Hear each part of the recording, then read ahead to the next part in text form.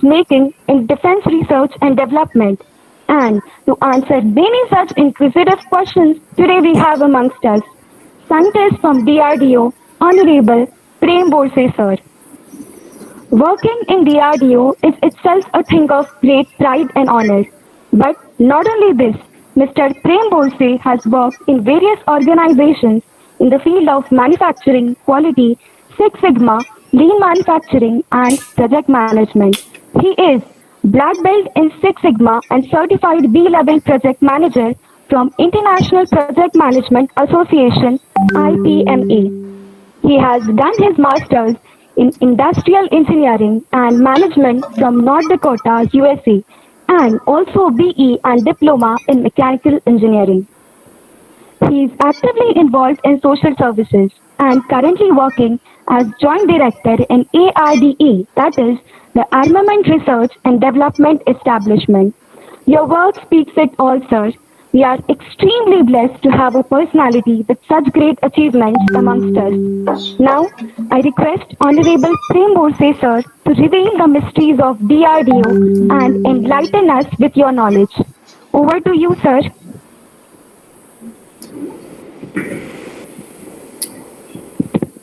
Thank you very much. So, can you hear me? I start? Yes, sir. Yes, sir. All right. Well, first of all, let me thank the organizers, the NSS and the team, the Ferguson College, who have given me this opportunity to talk about my organization where I work. That is the DRDO, Defense Research and Development Organization.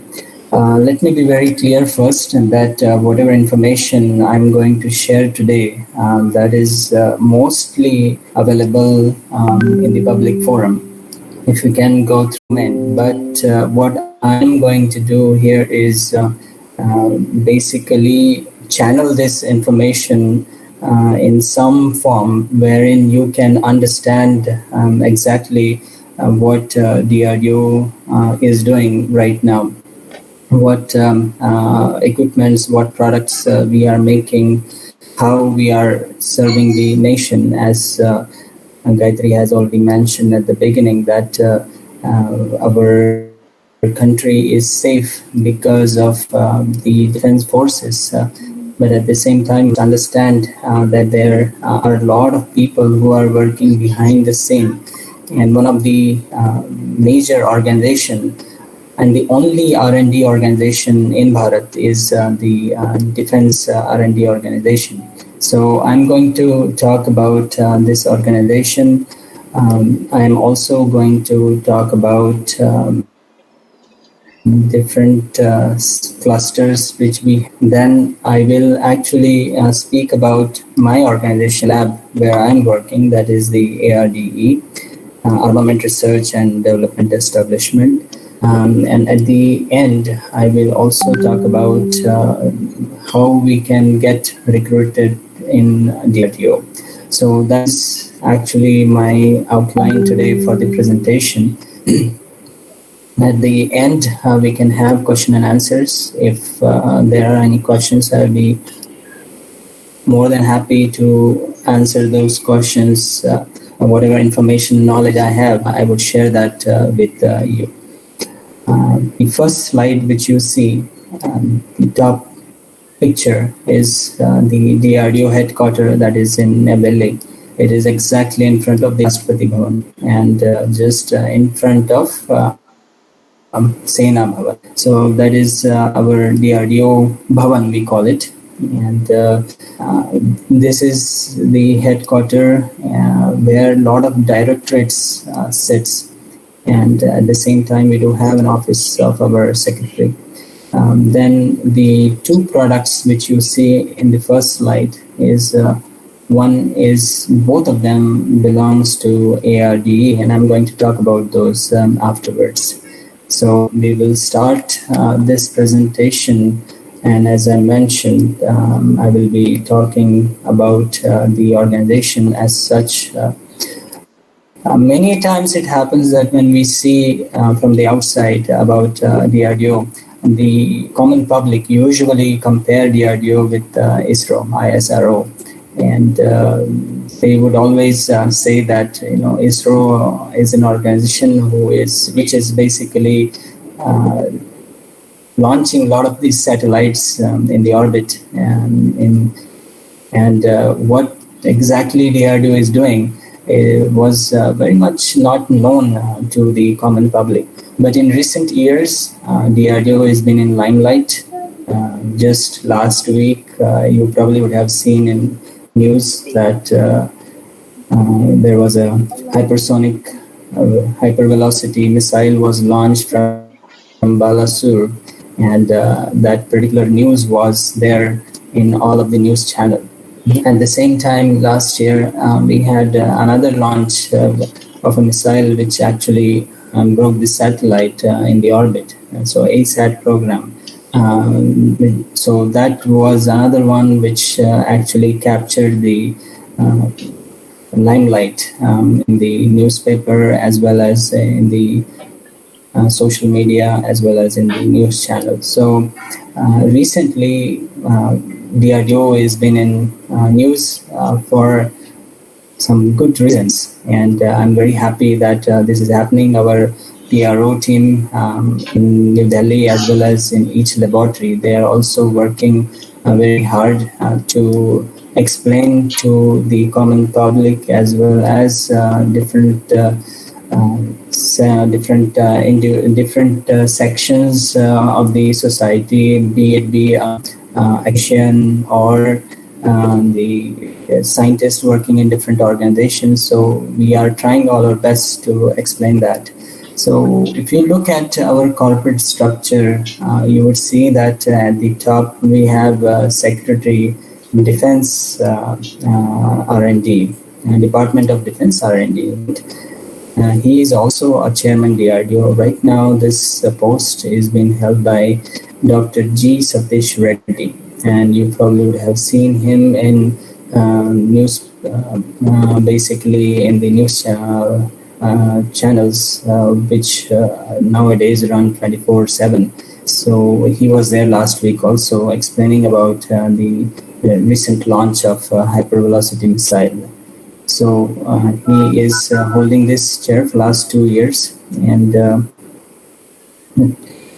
under him there are a lot of director generals, we call it.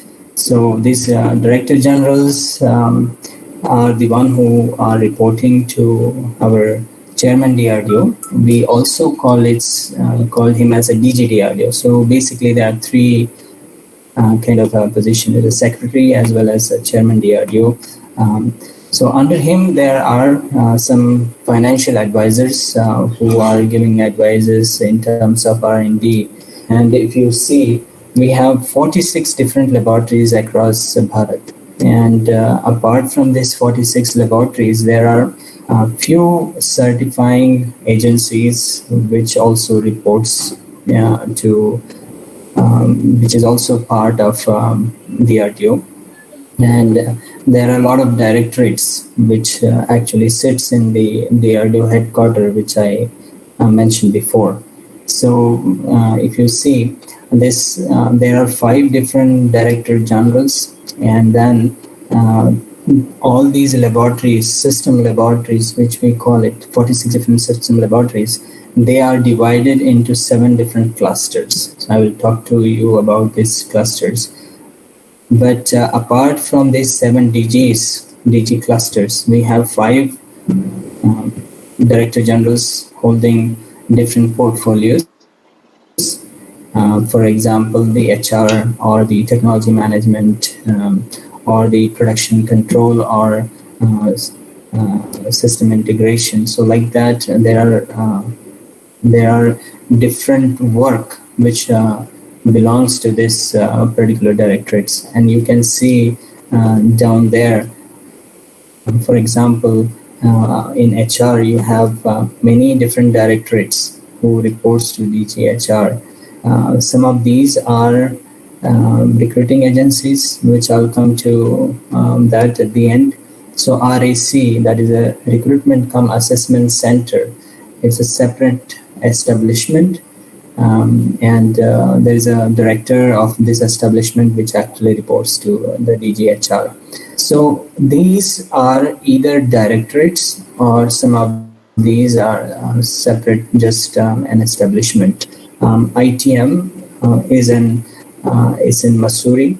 This basically, this establishment focuses on training DRDO personnel in DRDO policies and procedures, as well as many other things. So mostly training part being taken care by the ITM, and then there is a DIIT right here in Pune.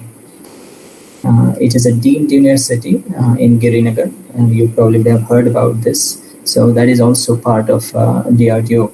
So we have a deemed university, we have some directorates, and also we have some establishments which are not system establishment, but taking care of services aspects in DRDO, recruitment, then training, HR activities. So likewise, we do have many such functions. You can see this is one of the important function is interaction with these services. So directorate of interaction with the services. So this is something very important. One directorate taking care of interacting with the tri services and what they need, and whether we are giving them what they require. So likewise, there are many functions here, and these functions are very, very important for our daily routine or regulatory kind of things which are there in DRDO. So these are all different Director Generals, and you can see here there is one DG BrahMos. We have a separate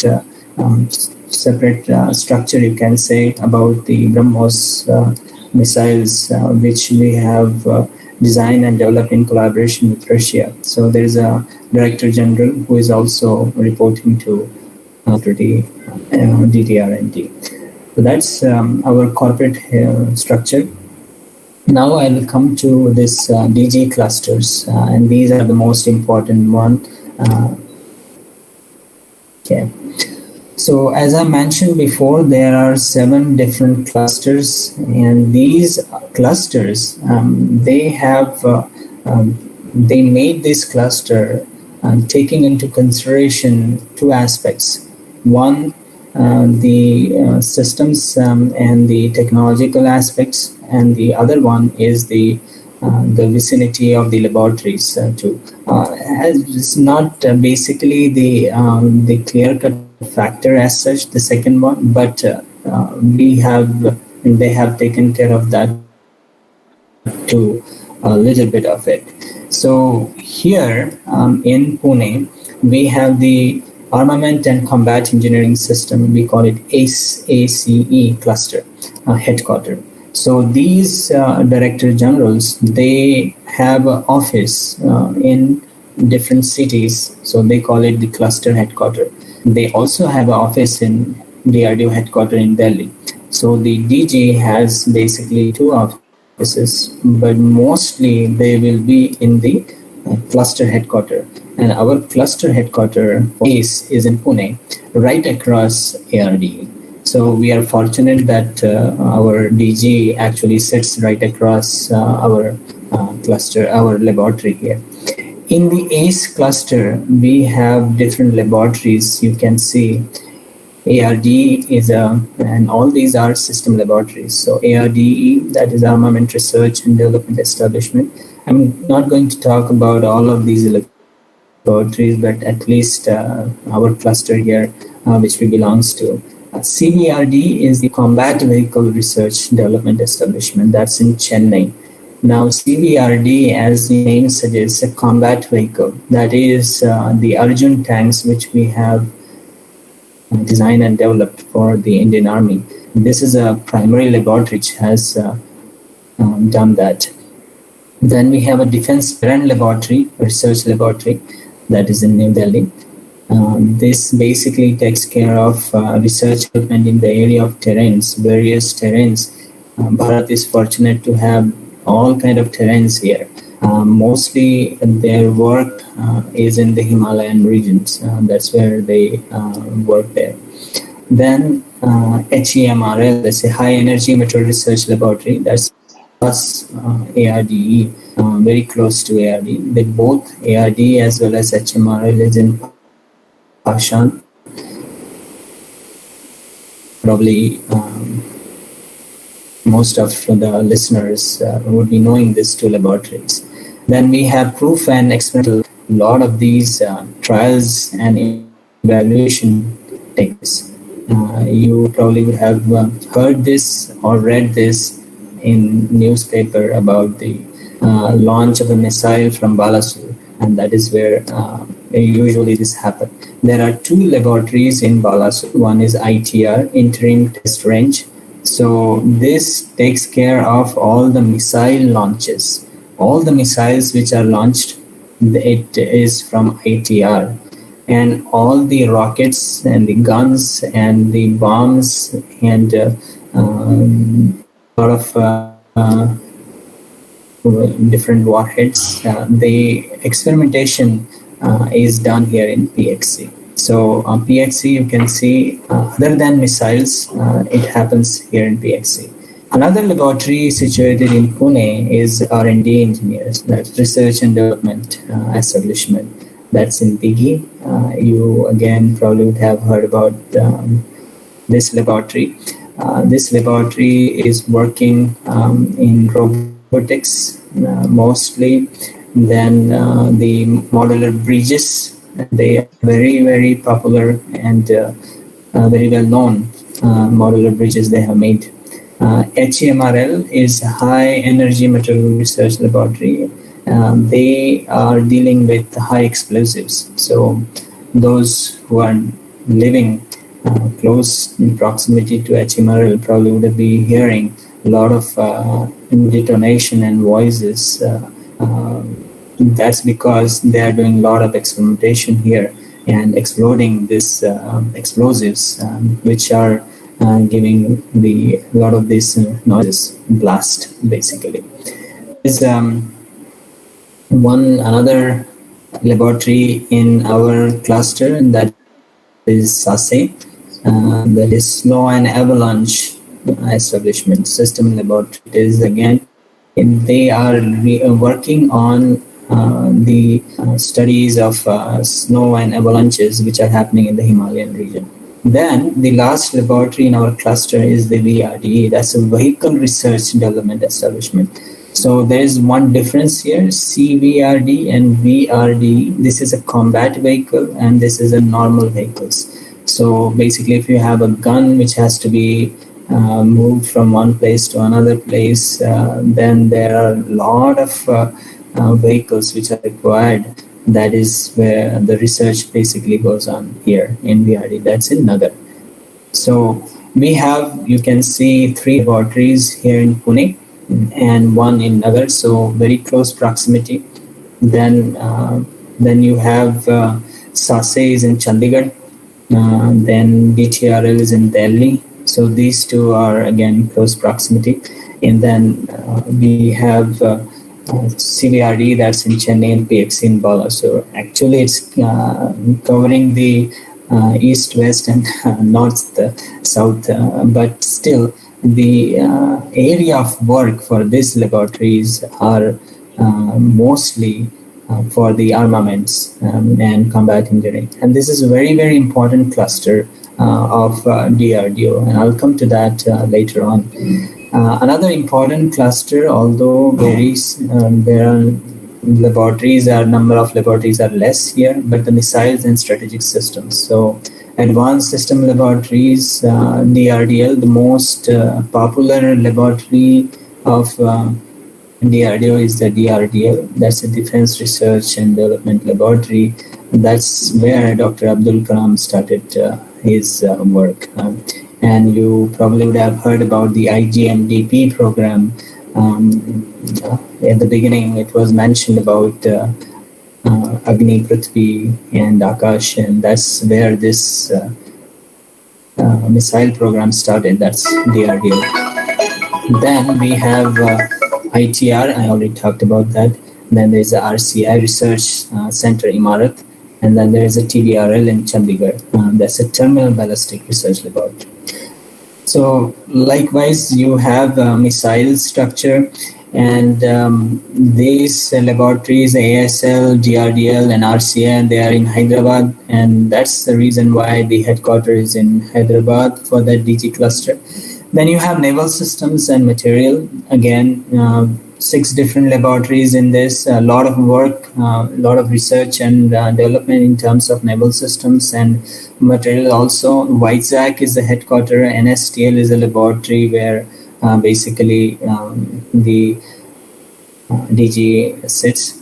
Then, obviously, we all know Bangalore is known for its electronics as well as aeronautical. It's an aeronautical hub too. So that's the reason why Bangalore has 2 different clusters. One is the aeronautical cluster, another one is the electronics and communication system. Most of the listener probably would have heard about Daisy Thomas. She is the one who is a DG of this cluster. So aeronautical system, she is heading that particular cluster. ADE, ADRDE, CABS. So I'm not going to the this laboratories details about that, but if anyone has any question afterwards, we can look into that. Electronics, many laboratories here too. So these mostly electronics, missiles, armament, aeronautical, naval system, they are all basically products. So they are the products, the equipments which are there with the armies. But at the same time, DRD is not about just missiles and bombs and rockets. DRD is about many other things. Anything and everything a soldier needs, DRDO is making it. So we do have 2 different clusters which are taking care of that. There's a life sciences, psychological aspects, human factors, a lot of different things we are looking into that. Then we do have the med and the computational systems, many different laboratories here also looking into the cybersecurity, the computer aspects, and a lot of different things. So we are into that too, and both of these headquarters are in Delhi. So overall, if you see, these are the system laboratories which are divided into 7 different clusters. These 7 different clusters are headed by their generals. Now, each laboratory is headed by a director, and the director reports to Director General, and the Director General reports to the chairman of DRDO. So that's how the structure is. And then the DRDO is part of Ministry of Defense. That is the most important thing. There are many important things in terms of what Ministry of Defense is taking care of. But in terms of the defense of a country, there are 3 important aspects. One is the R&D and actually understanding what our soldier needs. So that's the area where DRDO is focusing, doing all the R&D part and giving the best of the quality, state-of-the-art product to our soldier. Now, the soldiers, they are the frontline people who are actually safeguarding our country. So we do have Army, Navy, Air Force. These are the tri-services of under Ministry of Defense. So they are the first line, basically. Second one, which we are providing, but then we are doing research and development. We are not manufacturing. So there should be someone who can manufacture it. And that's the reason Government of India initially, when this whole concept was started, we had another sector which is under Ministry of Defense, and that is Ordnance Factory Board. So Ordnance Factory Boards, there are different ordnance factories, and just like DRDO, there are many, around 45 to 46 ordnance factories across Bharat, all over Bharat. These even here in Pune, we do have ordnance factory. So these ordnance factories, they would produce in mass. So if I have a gun which I have designed and developed, there should be someone who can produce it in mass and give it to our soldier. And that's what ordnance factories would do.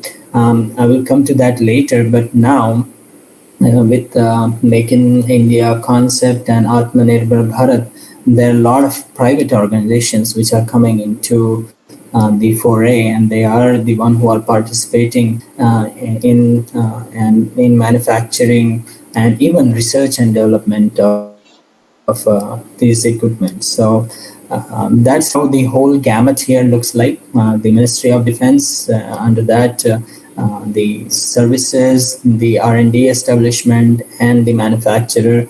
And as far as the DRDO is concerned, we have the whole structure here. So just to give you a glimpse of different establishment and agencies which we have across Bharat, Pune is fortunate to have four such three system countries and one deemed university. So Pune is a center. And in Maharashtra, we do have Ambernath and Nagar, where DRDO facilities are available. And there are many other places where these facilities are there. The Nagar, Hyderabad, Kochi, Mysore, Chandipur, Tejpur, Vishakhapatnam. As far as Tejpur, we do have, and then in the north side, from Mussoorie, Dehradun, Agra, Jodhpur, and Delhi, Chandigarh, and Leh. So these that's where our laboratories are spread across. Now, these clusters, as I told you, basically different clusters with different laboratories. We do have HR Institute, 4 of them. Then self-accounting units, 10, deemed university I already talked about. Now here, one thing which is very important to understand is the annual induction, which I have mentioned here. Just give me a minute.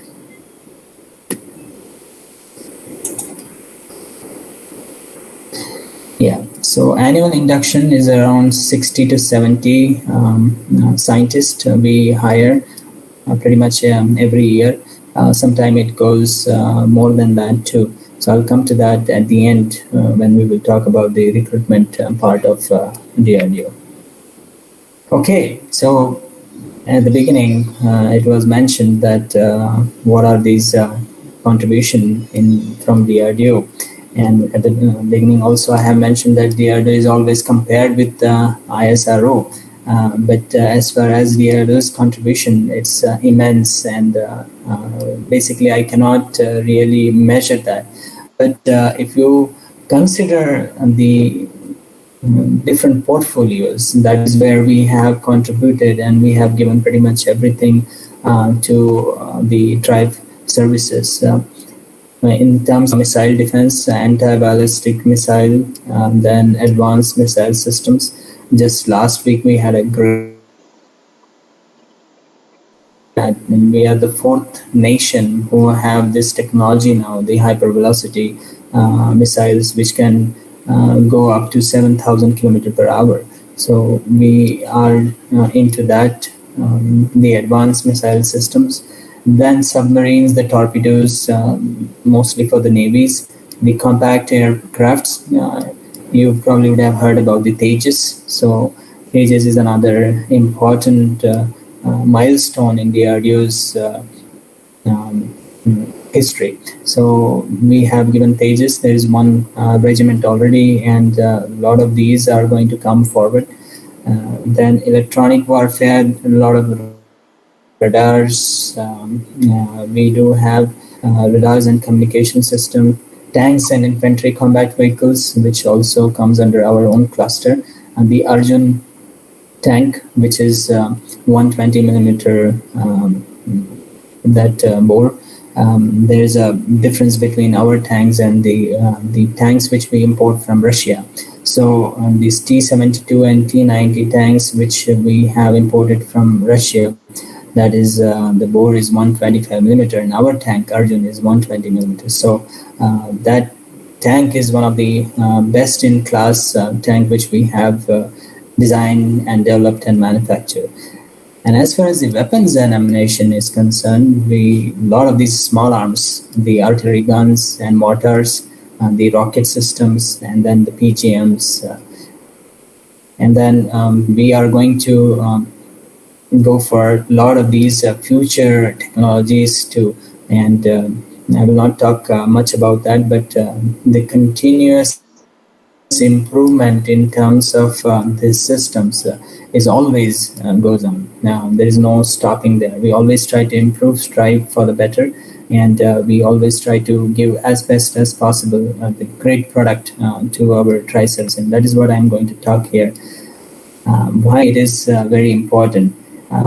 When you see the armed forces, our armed forces, we call them, there are always stringent requirements from these armed forces. If you design and develop a small gun, for example, then that particular gun has to go through a lot of test, a lot of evaluation, and a lot of trials. And once it passes through all of these, then only armed forces will induct it in their services. So it's just not easy to have something on a paper and then afterwards someone has inducted it real quickly. It takes time, and there is a life cycle for that. So it is a very stringent process it has to go through. It includes the fabrication from private industries or the ordnance factories. Nowadays, we are going to private industries. But if you are doing an R&D, you need prototypes where you can test all of these prototypes and ensure that things are okay. So these prototypes, we either make it from the ordnance factory, or we make it from a private player, or sometimes we do it ourselves too. For example, in ARDE, we do have a prototype manufacturing unit. We do have a big unit wherein a lot of CNC machines are also there. So we try to make them in-house too. So either in-house or private, or we can go to OF. And a lot of these tests and evaluation under critical situation, condition, hot condition, rainy condition, muddy condition, you just name it. So it has to go through all of these extremely harsh and contrasting condition as well as terrains. And as I told you before, Bharat is very fortunate to have all the terrains within this country itself. So you have high terrain, you have a low terrain, and then you have forest. You can go and do your testing there too. High altitude mountain, deserts, forest, and extreme temperature. When we do our trials and evaluation in Pokhran right now, which is going on, the temperature goes beyond 50 degrees centigrade. So it is just too much there for a human being to sustain. But still, we have to carry out our work, and only the weapons are accepted by our users, and then once it is done, we would do the transfer of technology to the ordnance factory or to the private industry. As I mentioned before, someone has to mass manufacture it. And then these criticalities and the challenges, they are ever increasing because there is always advances in the technologies. For example, the tank technology is one of the most important one. So the stealth, the front part of the tank, if you just imagine a tank, the front portion of the tank, the material is getting more and more strong. So there should be a weapon which can insert that material and go inside. So the technology to strengthen the material is also there on the tank. And then once that is done, then you have to have a weapon which can pierce through that material. So it's just vice versa. So there's always improvement in the technologies and advancement in the technologies which we have to cater for. And that's how our product life cycle, system life cycle works. You have conceptual design. Once that design is actually freezed, then you go to functional design. Once the functional design is actually there, we go for a system design, then the manufacturing, test and evaluation, then operation and training, and then basically you have the deployment. Now, how does that happen? And that is very important for us to understand, and especially for the common public. There's always a question. I do a lot of these visits in ARDE.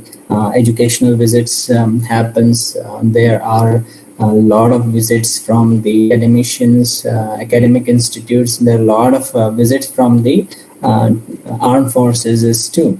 So I always got amazed that people have that this understanding about DRDO is lacking there. So we try all our best to give how does it actually work.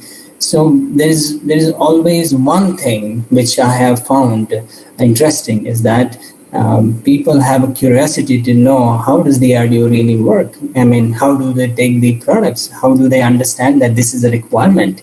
And how do they go ahead with designing and developing any weapon or any product? So anything we do, we have to have a project. So without project, we cannot have a product. So even if I have to have a project for it, and this is the most crucial thing to understand. And I think those who are in the project management, they would understand this. We have a very good system about undertaking a project and then realizing a product through our project. If I have to make a gun, there are two ways we can do that. One is a top-down approach, and another one is a bottom-up approach. The top-down approach is that the soldiers or the officers in the, for example, army, because the armament mostly goes to the army. So I will talk, just an example I'll give out the army, a gun. The soldier is on the field, the officers have visited different countries, they are reading different magazines, so they understand the development in the gun technology, for example. It should be light. Suppose if I have to fire a gun, it should go up to, say, 500 meter, it can go up to 1 kilometer, whatever it is, requirement is there. It should be ambidextrous, I can hold it from both. So likewise, there would be requirement. They would understand this. Now, these requirements, they will try to put it down on the paper. So this paper, once they put it down, we call it as qualitative requirements. So these requirements would then come to R&D organization, that is DRDO. This is top-down approach I'm talking about. So they will tell us that, hey, we have this requirement and you have to make a gun which is of this weight, which can go up to, the bullet can fire up to 500 meter, and many other criteria they can put in there. So now, once we have that qualitative requirement, we call that as a preliminary requirement, PSQR, preliminary staff quality requirement. So this PSQR, based on that, we will start working on it, and then we will have a prototype of it.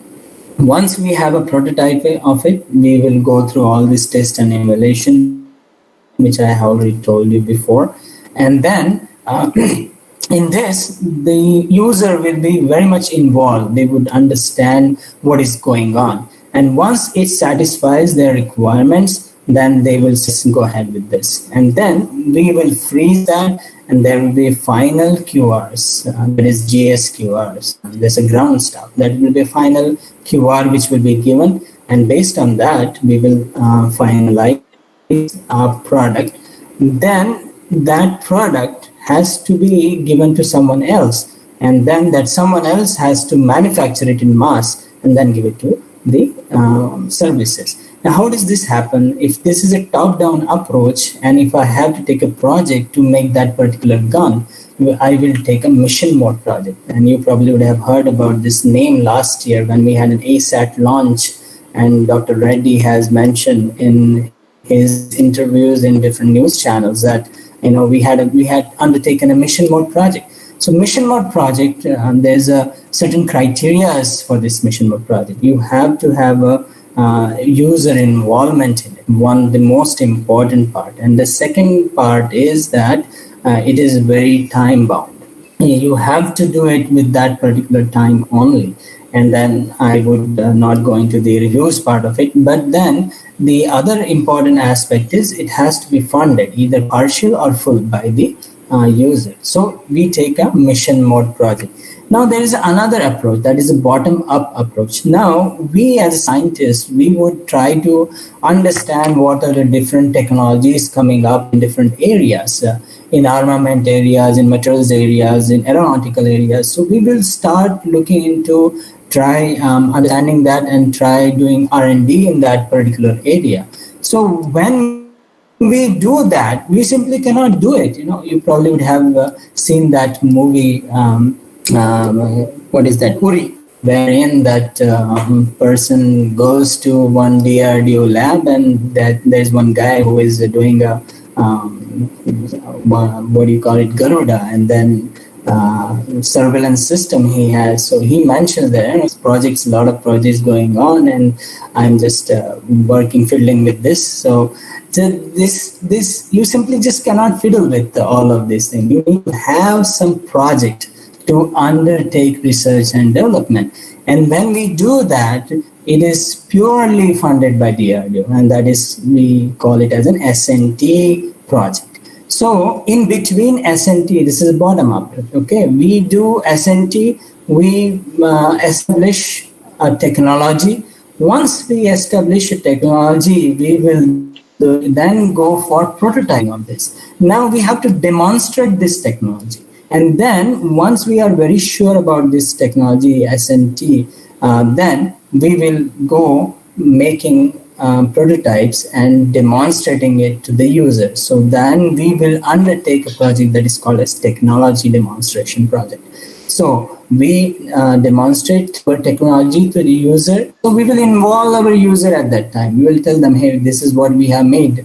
Do you like this? And then they will say, no, the weight is little more. You have to reduce the weight. Okay, instead of 500 meter, you should go up to 600 meter. So likewise, there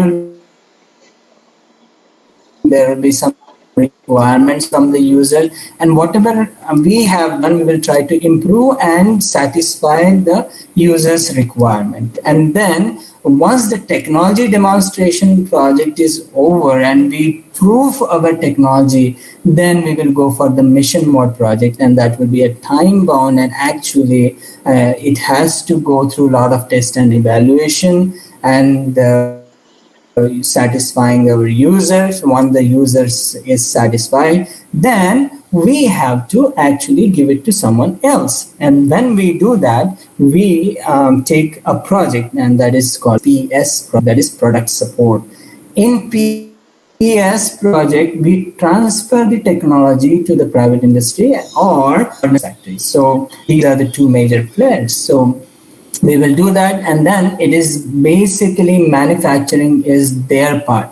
But does our role ends there? No. The dictum is that DRDO is involved when the product is manufactured, when it goes to the user, they are using it. If there are any issue throughout the life cycle of the product, DRDO is always there to support that. So we will always be there. So likewise, we undertake various different projects, and that's how we realize different type of projects.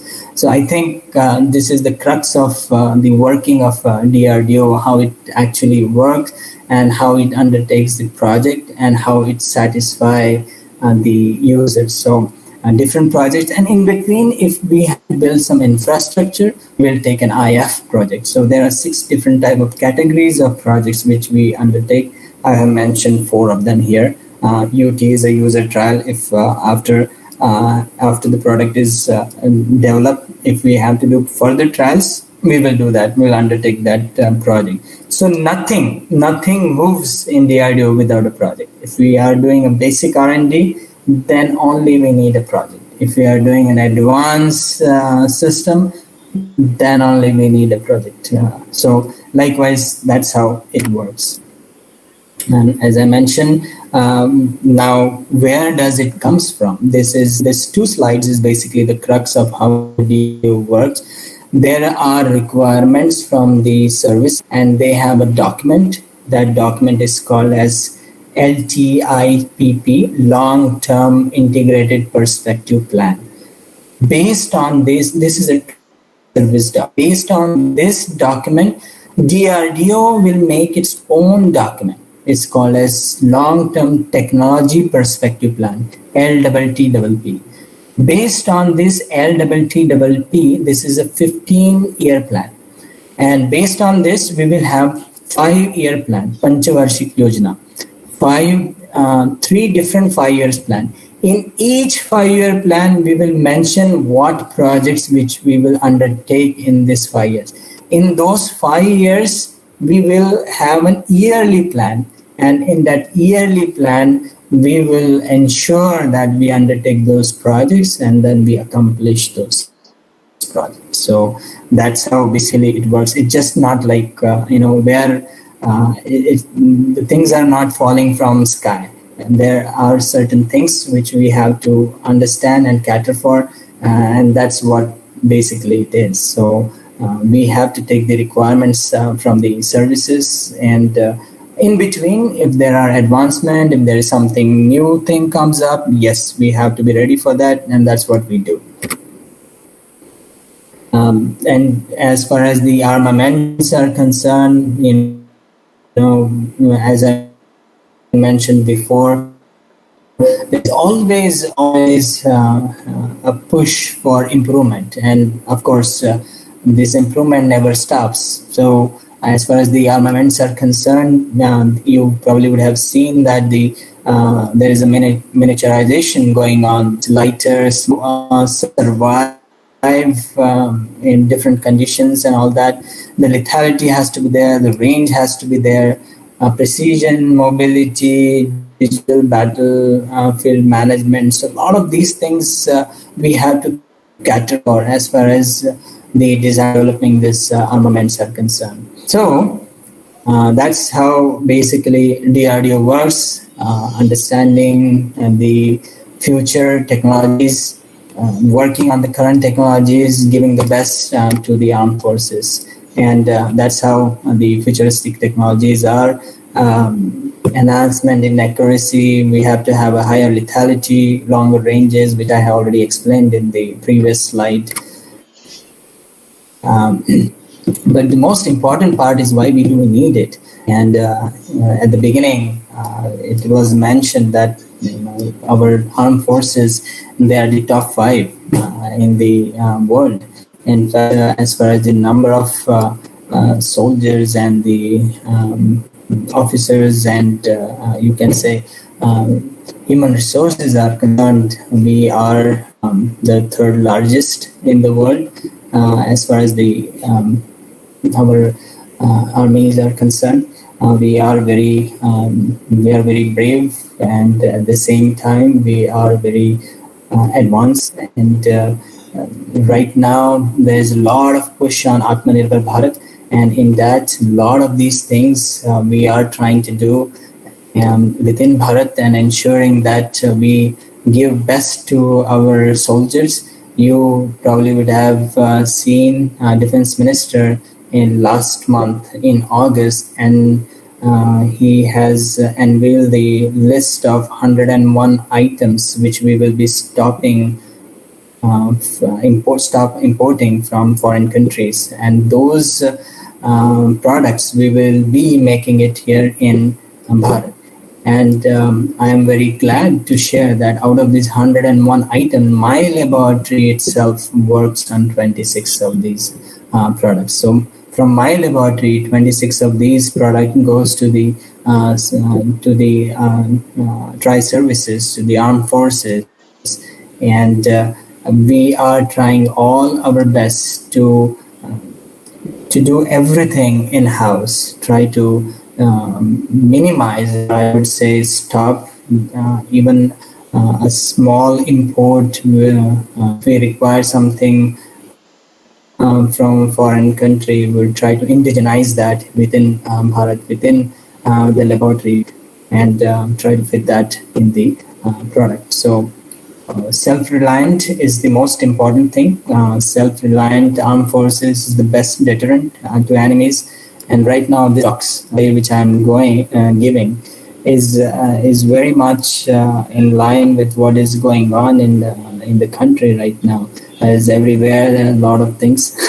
We are fighting with China in our eastern border. There is always an issues with the western border. So if our armed forces are not strong and if they are not self-reliant, it will be a problem for them. And the self-reliant armed forces, they are the best deterrent. And everyone has to think twice before doing anything with us. So unless our technologies are enhanced, our forces will not be able to defend our country. And of course, as I mentioned, there is a constant need to improvement in terms of technologies, and that's what we are doing. We are giving the latest arms and ammunition to armed forces to compete. We are also competing with the global market, and we are motivating the scientific community and obviously to become self-reliant. Just last few slides, as far as my laboratory is concerned, I will just talk about that. I'm almost there, 6 o'clock, yeah. Major weapon system which we have developed in ARDE, just to give a glimpses of what we have done. These are the major systems from our laboratory. The PNAC rocket system, MBRLS, that's a multi-barrel rocket launcher system. That's PNAC. It's a bow of Shiva. The name is bow of Shiva. We participated that in 2000 Republic Day Parade, and then in same thing, the advanced PNAC went into Republic Day Parade in 2014. And at the bottom, you would see the ATAGS, that is the Advanced Towed Artillery Gun System, in 2017 Republic Day Parade. That's from our laboratory. Every year there is a contingent from DRDO which participates in this Republic Day Parade. But I'm very, from as far as my laboratory is concerned, these are the two products in fact, which went into the parade. Then different weapons, different systems, different products which we are doing here in ARDE. It's a corner shot weapon system. Right now, Israelis have this particular system, and few other countries do have this, but this is the most advanced one which we have designed and developed. There's a multi-caliber individual weapon system, and then ARD is known for INSAS rifles, INSAS in small arms systems. This is the most successful project which we have undertaken and we have delivered to the armed forces. So we have the INSAS rifles, the machine, as well as the under-barrel grenade launcher. And at the same time, ARD is also known for the PNAC rocket system. There are 4 regiments right now which are operational with this PNAC rocket. Then the most important part as far as the ammunition is concerned, if you have a tank, that tank is not going to do anything. You need an ammunition for destroying an enemy. So you need an advanced kind of a weapon which can actually pierce through the enemy's tank and destroy that. So we do have a primary weapon system here, the fin stabilized, armor piercing, discarding sabo. We call it. So that's a tank ammunition. We do that for the Russian tanks T-72 and T-90, as well as our Arjun tank. Then you have a lot of these air bombs, which we have designed and developed and supplied to the air forces. These are some dumb bombs as well as the smart bombs. 450 kgs, 500 kgs. Now we are going up to the 10-ton bomb. Now, the other important part here is the Cannon launch missile system. This missile will also be launched from the Arjun tank, so we are designing and developing that too.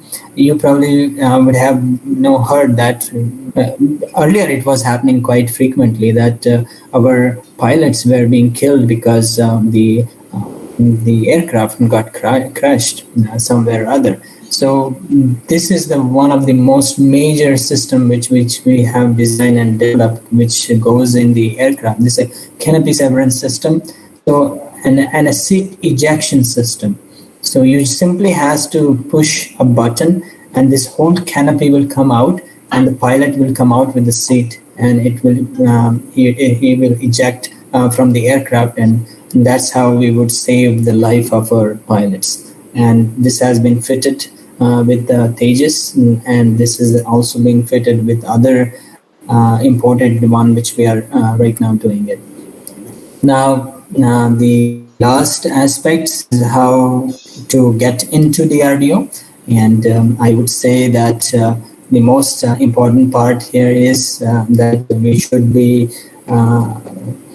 should strive to work for DRDO. There's plenty of chances to apply what you have learned. When you learn something, when you are curious, you want to do something, you should be given an opportunity to do that. And I'm very fortunate, and I'm proud to say that DRDO is one of the organizations which never stops you from doing your experimentation. You are getting support from your seniors, and at the same time you have all the resource in your hand to do your experimentation. Whatever field you are specializes, you can do that. The only thing is, if you work hard and if you are very honest with you, then you will definitely get a success. And some quotes which I have put in here, the adages which goes in very well today is the best way to predict your future is to create is, and the doors of the RDO are open to committed, passionate, and motivated youngster to basically build a self-reliant nation. Now, which fields you require to come into DRDO? Basic sciences, you can have a chemistry background, you can have a physics background, you can have a mathematics background, you can have an engineering background. You can have all of these backgrounds, and you can come to DRDO. Now, here in DRDO, you have different, as I've shown you at the beginning, there are various different fields where you can work in, and all of these fields have required specialization. The basic thing is you need to be graduate at least, and if you are postgraduate, that is well and good. And if you're a doctorate, doing a doctorate, that's further good. So if you are a graduate, you can apply for the position of scientist in DRDO. You can then there's a whole process of selection in DRDO, and based upon your specialization, you will be given a laboratory, which I have shown you at the beginning. Various different laboratories working in different aspects. So you would be going there, and you would be working there, and you will be doing a lot of this research and development work. Strive for perfection, and you will reach excellence. I appreciate your patient listening, and I wish you all the best for your bright future. I'm open for the questions. If anyone has any questions, I'll be more than happy to answer those based on my experience and knowledge which I have. Let me tell you that I joined DRDO through lateral entry in 2014. So I'm 6.5 years now in DRDO.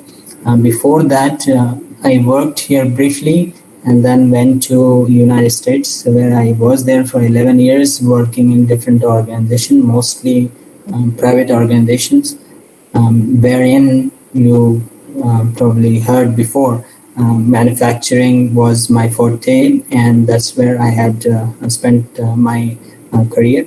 And then afterwards, project management and quality management.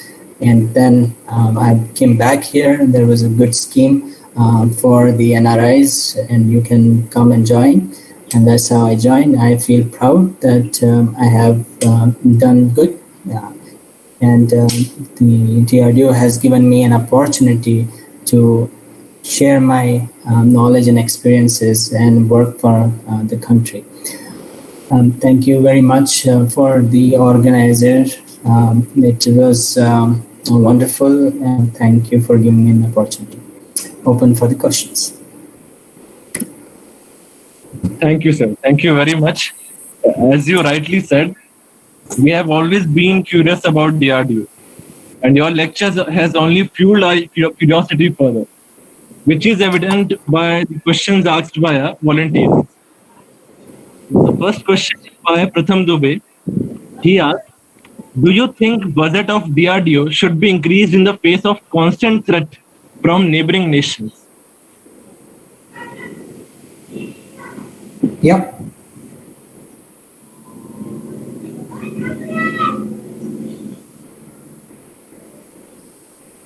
Okay. Thank you, sir. Prakriti Singh has a question for you. Sir, do you think strategic sectors like defense... Budget is already increased, and as you can see nowadays, sorry. Yes, sir, continue.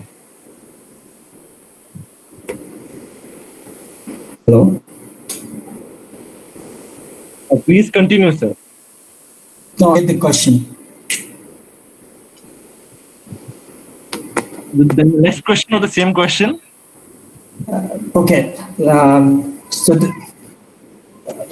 you are talking about budget or something else? A budget, the budget.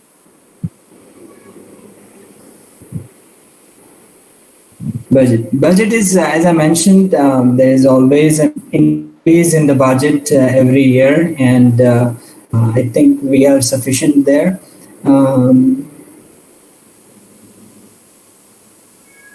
And as and when required, we have never been stuck.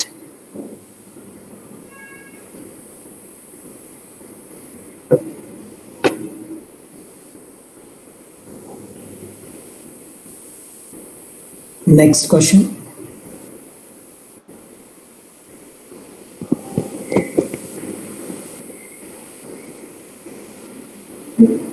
Prakriti Singh has a question for you. Do you think strategic sectors like defense should be open for a private player participation in collaboration with DRDO?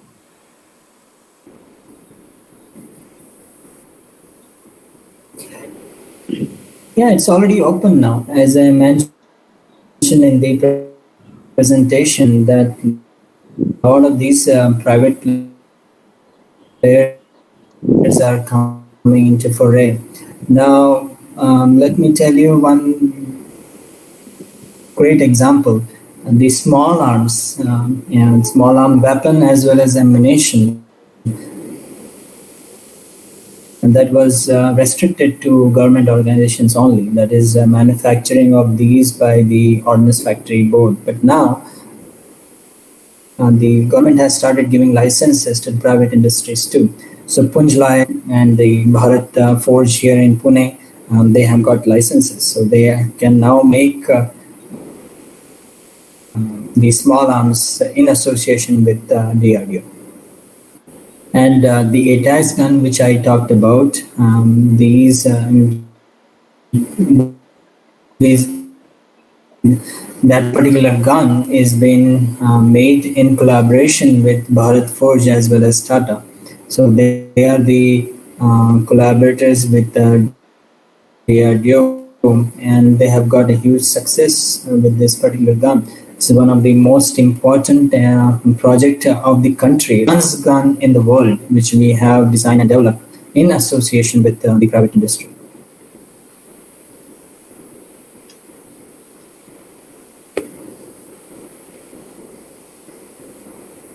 Next. Thank you, sir. The next question is by Prathamesh Chopade. He asks, when will the Advanced Medium Combat Aircraft, that is AMCA, will be inducted in the Indian Air Force?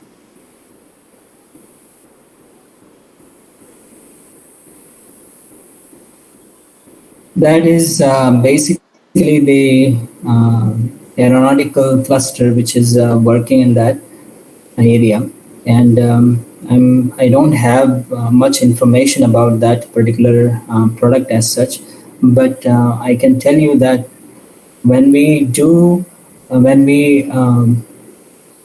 R&D, and then when we make prototypes, and as I mentioned, it has to go through a lot of these stringent test and evaluation. And when it goes through test and evaluation, it has to prove its might. And there's always a comparison between our product and the foreign products. And we always have to go a little bit beyond what is required from these foreign products. And that's where we take some time for the induction. And once it is inducted, we probably would have seen no issues as such. But induction takes a little time because it has to go through a lot of test and evaluation. And I'm pretty sure we do have a lot of these projects right now on Anvil, which will go through induction very soon.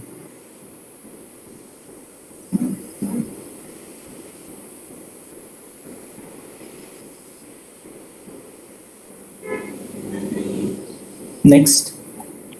Okay. Thank you, sir.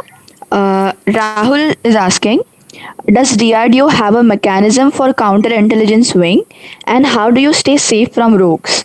Recently, a guy was picked up from Brahmos factory for espionaging ISI.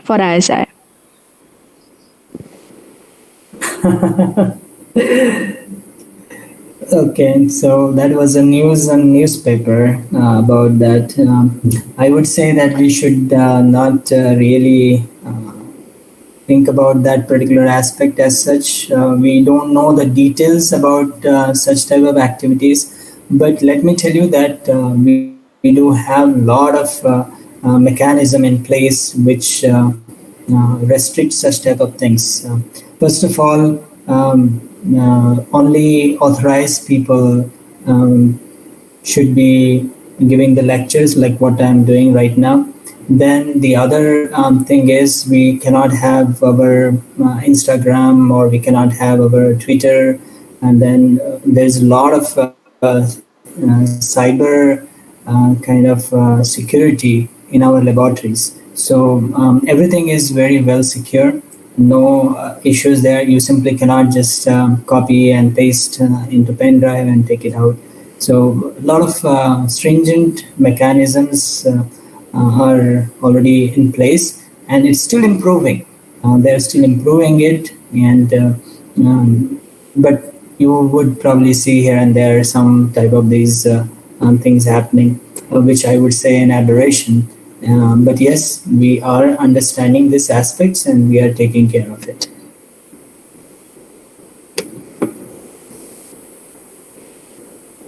Thank you, sir. The next question is by Manas Ayyanangar. As nanotechnology is a newly emerging field, so how DRDO is working towards its incorporation in the well-being of the armed forces, and how would be their approach? Yeah, right. Nanotechnology we are incorporating in a lot of these areas, and wherever it is required. Especially, I can talk about my cluster, the armament field. As such, you would see that we are mostly into conventional armaments. So we we don't have much of a scope, but there's a lot in aeronautical as well as electronics and communication part is concerned. Mostly the aeronautical part is concerned. But then we do have a materials cluster wherein this research is going on, and they are trying to understand how to incorporate all these things into different products and systems. As I mentioned before, DRDO is very vast. We are working in a lot of these areas. We, as a PRO, would have some inkling about some of these projects, but we probably won't be knowing details about this. I can surely tell you about the products and systems in my cluster, my laboratory. I can focus more. What are the different things going on? What's research and development going on? What we are working on? But as far as the materials are concerned, the electronics are concerned, the aeronautical are concerned, the missiles are concerned, we do have we do have inkling, but we really don't know too much detail about it, because when we say scientists, that means we are focused towards one particular area, and that's where we have to work, and we usually work throughout our life in that one particular area only. And when we work in that, you probably won't have that much of an understanding about other aspects. Although you should have it, but not in detail. So as I can tell you, in the materials cluster, that's where it's, mostly we are doing that. As far as our cluster and our my lab is concerned, we do not have that much of work going on in nanotechnology right now.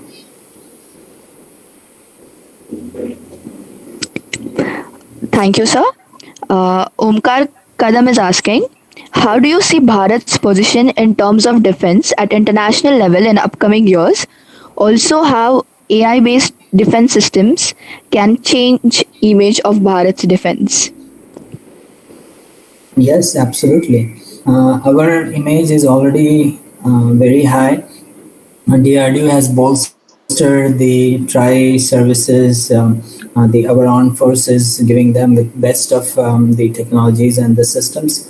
And we do see that we are very highly ranked.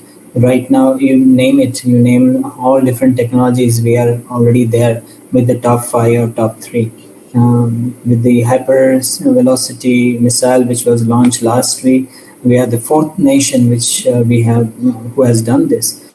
So likewise, we are there at the top, and we will always remain there. As far as the AI is concerned, there's a lot of work going on in that particular area. Every laboratory have a small cell which is focusing on this aspect. And here in Pune itself, we do have R&D engineers which are working in that particular area, robotics and AI, as I mentioned before too. But in my laboratory also, we do have a section who are looking into this particular aspects, and there's a vast scope in this particular area, and we are understanding it, and then we'll be incorporating it to further improve our system and ensure that we are the best.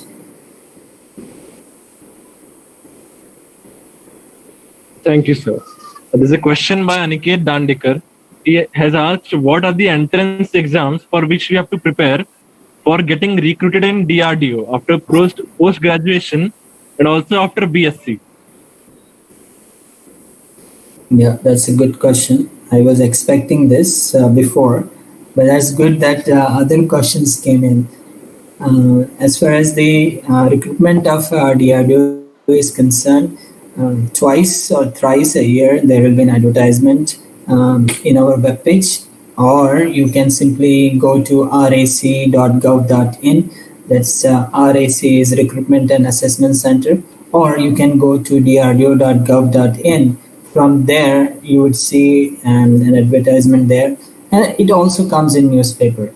I think some of these English dailies carry this news, this advertisement, and employment news, they carry this news. Now, when you apply for this, you have to fit in for the criteria which are mentioned in that particular ad. Suppose scientist you are applying for, there would be certain criteria, age criteria, qualification criteria would be there. So if you fit in into that criteria, and I believe it's always first class you need to have. So if you fit into that, then you apply for it. Then there will be scrutiny of those applications. If you are fitting into that, and if you are among the top, then you will be called for an interview. First is a written exam. Written exam, once you pass, then you will be called for an interview. There will be panel interview will be there. So a complete panel sits, and then it goes through a very detailed interview of yours. Based on that and based on your specialization, you will be hired in DRDO, and you will be posted in different laboratory. Again, based on your specialization, you can join in after BSc. I would say that right now in Bharat, there's a dearth of people in terms of physics and mathematics. They are the one which are highly, I would say, we need them. We need these people. Those who are in physics area, those who are in mathematics, these people have to come into the RDO, because there's a lot of work. All of these sectors, all of these clusters which I mentioned, except the material parts, the armament part, if you say, then you need a mathematician, you need a physician who can understand how the bullet would travel from within the barrel, outside the barrel, and when it hits the target. So there's a lot of studies which has to be undertaken by a mathematician and a physicist. So there's a requirement of these individuals. Then obviously chemistry. HMRL here, we required a chemistry graduate, which they hire, and then there are other laboratories which hire the chemistry background graduates. So these are very, very important. The BScs and MScs, if you are doing it, you should strive to get into DRDO.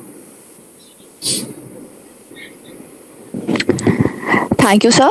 Last question for today. Prathamesh is asking, what do you think about the self-reliant target of India in many aspects, including DRDO, under which many foreign defense equipments will not be purchased anymore, only Indian equipments will be allowed?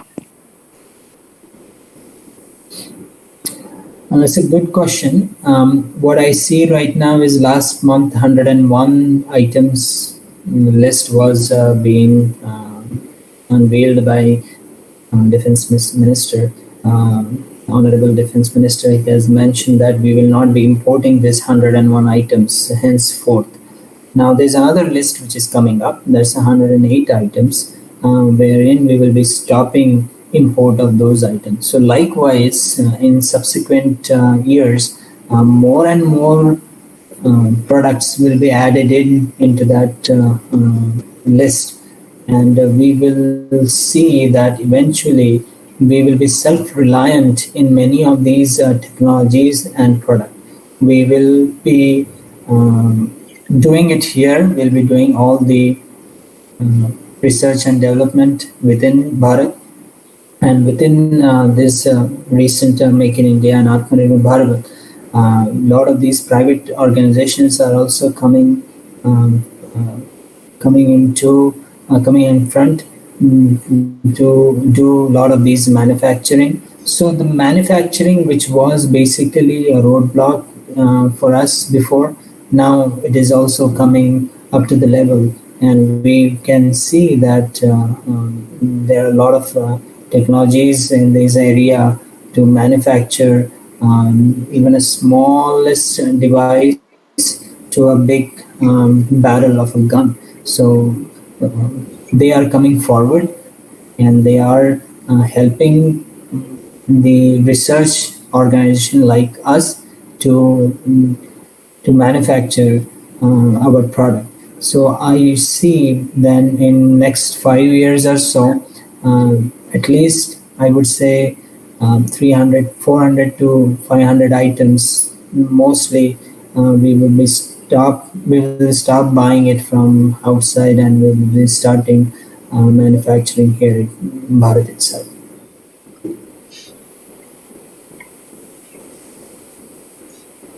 Thank you, sir, for addressing all the questions and answering them so sportingly.